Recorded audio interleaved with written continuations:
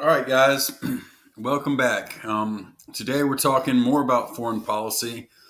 Specifically, we're going to be talking about some of the major milestones in American foreign policy. I always love it when our civics and American government class crosses over and turns into a history class. So this is a long lesson. Uh, I'll go ahead and tell you now that the slides, there's a lot of writing on all of these slides. So if you feel like it would help you save time, feel free to pause, read the slides yourself, and then go on to the next one if you feel like you don't want to stick around and hear me read the whole one. So, however you want to go through it, if you want to go slide by slide, or if you think it'd be more efficient for you to pause it and pick through one by one, that's cool too. But without further ado, and I think we're going to get about halfway through this, and then I'm going to stop, and we'll continue this tomorrow. And you're going to have an assignment when we're through with all of this about analyzing these milestones. But we'll get to that later, and there'll be more information about that on your Google classwork page. All right, so featured in this lesson, number one, George Washington's farewell address in 1796. Number two, the Monroe Doctrine in 1823. Number three, John Hay and the Open Door Policy, 1899 to 1900. Number four, the Roosevelt Corollary to the Monroe Doctrine, 1904. Number five, Dollar Diplomacy, 1909 to 1913. Number six, World War One and Wilsonian diplomacy. Those are all things we've just talked about in the last week in U.S. history. Good neighbor policy in 1933. Truman Doctrine in 1947. The Eisenhower Doctrine, 1957. Détente in 69 to 79. And then finally, we're going to stop with the War on Terror, which at this point is almost 20 years old. But it was the first major foreign policy decision that in my life that I was really aware of. All right, starting number one, Washington's farewell address. To announce his decision not to seek a third term as president, George Washington presented his farewell address in a newspaper article September 17, 1796.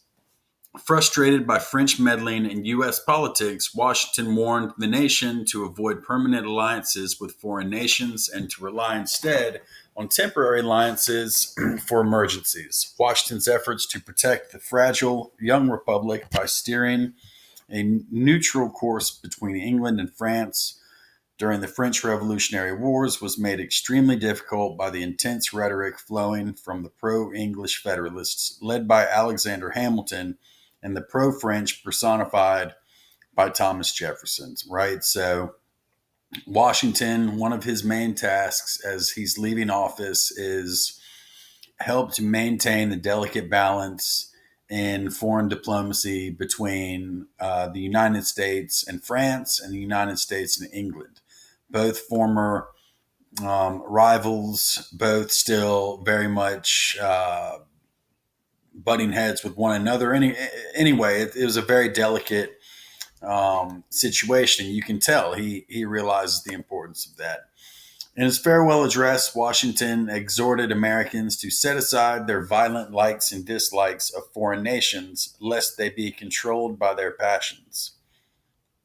Washington went on to say, the nation which indulges towards another a habitual hatred or an habitual fondness is in some degree a slave. Washington's remarks have served as an inspiration for American isolationism, and his advance against joining permanent alliances was heated for more than a century and a half. So, isolationism, as you guys have talked about in your history classes, and as I think we've talked about in here, that's just this concept that the United States should be worried solely on what's going on in the United States, and that foreign affairs should be left to foreign governments.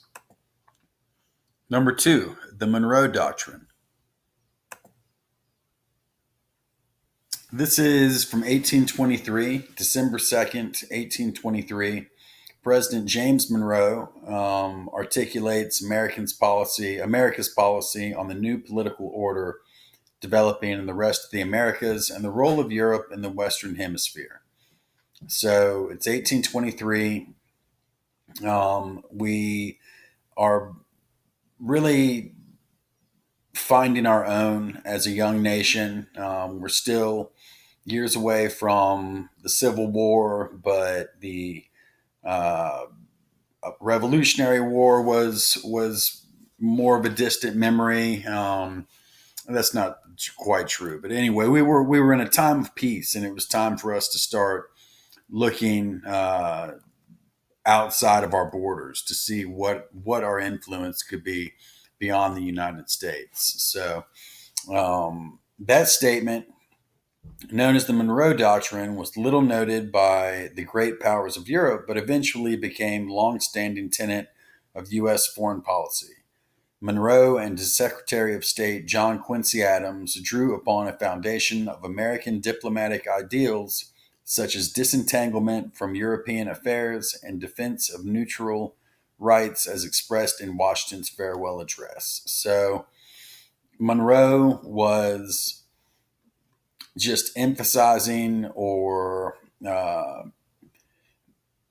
co-signing, doubling down on Washington's idea that we shouldn't be, our primary concern should be what's going on in America. The three main concepts of the doctrine: one, to separate spheres of influence for the Americas and Europe; non-colonization and non-intervention were designed to signify a clear break between New World and Europe. Monroe's administration forewarned the imperial European powers against interfering in the affairs of the mainly independent Latin American states or potential United States territories. As Monroe stated, the American continents are henceforth not to be considered as subjects for future colonization by any European powers. Monroe outlined two separate spheres of influence: the Americas and Europe. The independent lands of the Western Hemisphere would be solely the United States domain. In exchange, the United States pledged to avoid involvement in the political affairs of Europe, such as the ongoing Greek struggle for independence from the Ottoman Empire, and not to interfere in the existing European colonies already in the Americas.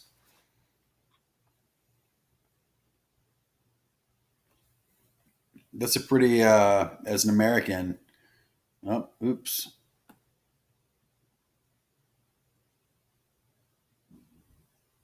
Oh dear. That's a pretty bold statement. And I'm going to pause this. All right. I think we're back. Hopefully we are. Where was I? As an American, that's a pretty bold statement that I can appreciate. The American continents are henceforth not to be considered as subjects for future colonization by any European powers. You can tell that the United States is starting to really feel itself. It's starting to feel like it's a legitimate player on the global stage. By the mid 1800s, Monroe's declaration, combined with ideas of manifest destiny, provided precedent and support for U.S. expansion on the American continent. In the late 1800s, U.S. economic and military power enabled it to enforce the Monroe Doctrine. Number three, the open door policy, named after this fellow, John Hay, Secretary of State and Ambassador to Great Britain. I found this it was like a logo for a school founded in his honor. So John would be very proud to know he left a legacy. There's a school in Akron, Ohio. John Hay and the Open Door Policy, 1899 to 1900. Secretary of State John Hay first articulated the concept of the open door in China in a series of notes in 1899 to 1900. These open door notes aim to secure international agreement to the U.S. policy of promoting equal opportunity for international trade and commerce in China and respect for China's territorial integrity.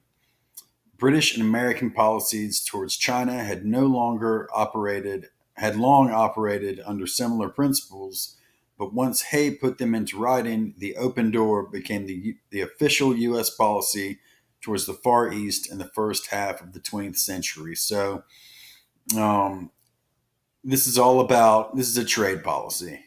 It's plain and simple. And a lot of our almost, now this is maybe a jaded point of view, definitely jaded. And again, as I always say, I urge you to disagree with me, but most of our foreign policy, as we talked about yesterday, is motivated to some extent by greed, at least a lot of it. But something like this, it's just good old fashioned economic policy. It just makes sense that we would want to be able to trade freely in the Far East. The idea behind the open door notes originated with British and American China experts who felt that their interest in China would be best protected and promoted by formal agreement among the European powers on the principle of maintaining an open door for trade and commercial activity.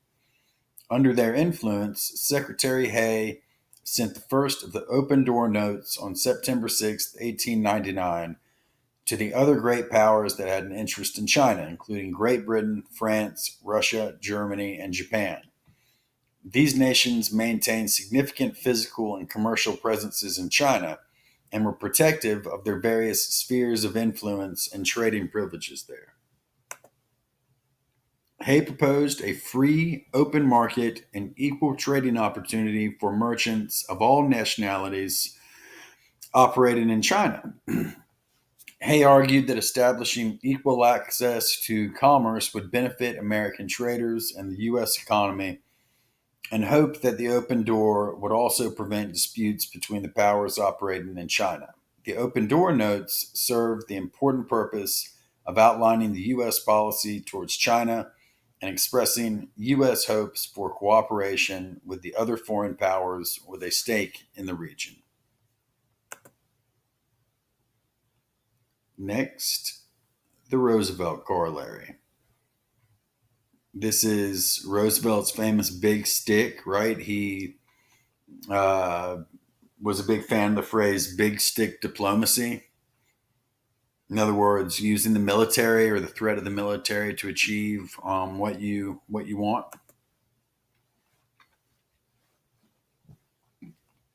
The Roosevelt Corollary, as it's usually called, its longer title is Roosevelt Corollary to the Monroe Doctrine. President Theodore Roosevelt's assertive approach to Latin America and the Caribbean has often been characterized as the big stick, and his policy came to be known as the Roosevelt Corollary to the Monroe Doctrine. Although the Monroe Doctrine of 1823 was essentially passive, it asked that Europeans not increase their future or recolonize any part of the Western Hemisphere. By the 20th century, a more confident United States was willing to take on the role of regional policeman. In the early 1900s, Roosevelt grew concerned that a crisis between Venezuela and its creditors could spark an invasion of that nation by European powers. Right, so we had to protect our interests in the Caribbean.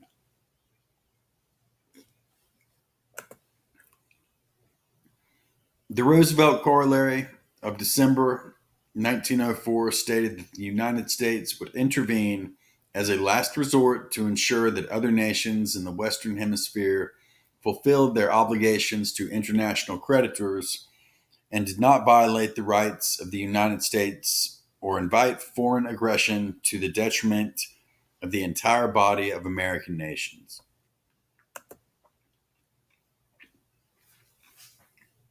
As the corollary worked out in practice, the United States increasingly used military force to restore internal stability to nations in the region. Roosevelt declared that the United States might exercise international police power in flagrant cases of such wrongdoing or impotence. Over the long term, the corollary had little to do with relations between the Western Hemisphere and Europe, but it did serve as justification for U.S. intervention in Cuba, Nicaragua, and the Dominican Republic. So, served as justification for intervention. Basically, gave us a rule book by which we were allowed to get involved in the islands.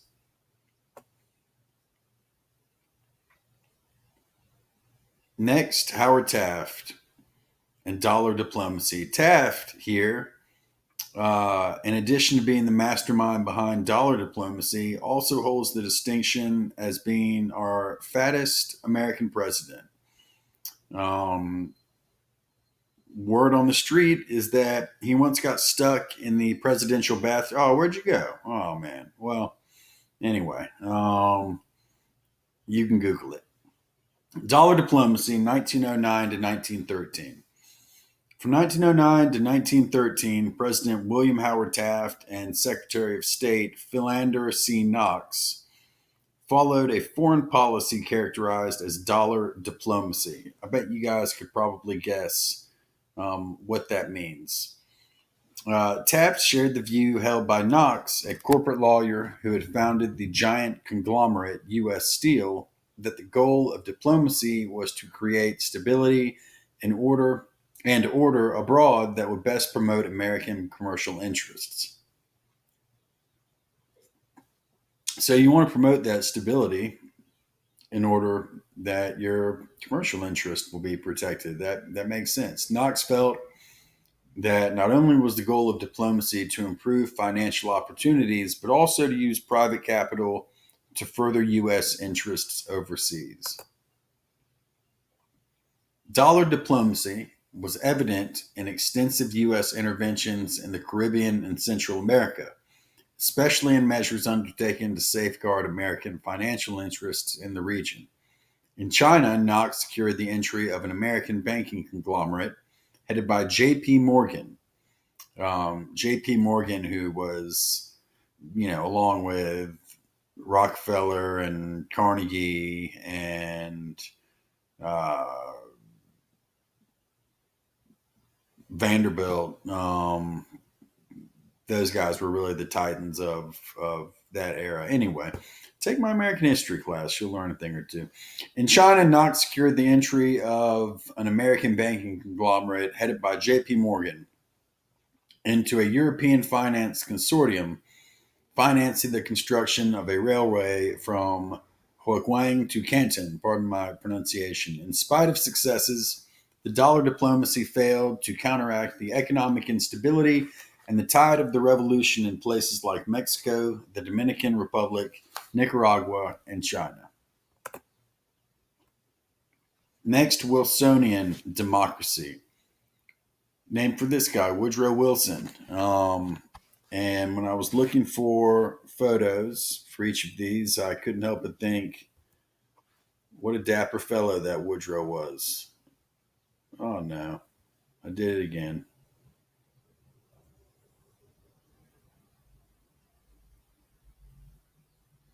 It's not what I want.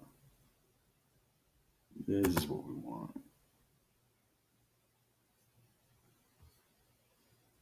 Hope everybody's doing well and that you're staying out of trouble.